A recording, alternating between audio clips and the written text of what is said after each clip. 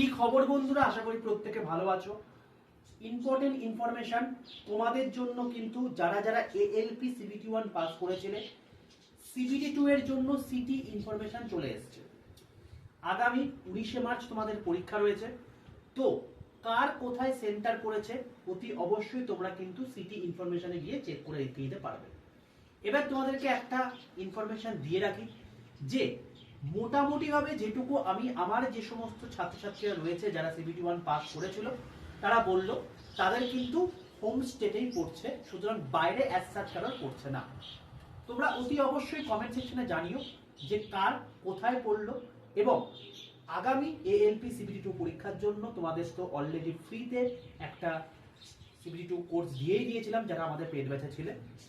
তো প্রত্যেককে all the best, নিজের বেস্ট দিয়ে পরীক্ষা দিয়ে এসো এবং অতি অবশ্যই আগামী পরীক্ষাতে সফল হয়ে এই কমেন্ট সেকশনে লিখে দিয়ে যেও আজ থেকে 1 বছর পর বা আজ থেকে 6 মাস পর যখন তোমার রেজাল্ট বেরোবে যে স্যার আই এম সিলেক্টেড।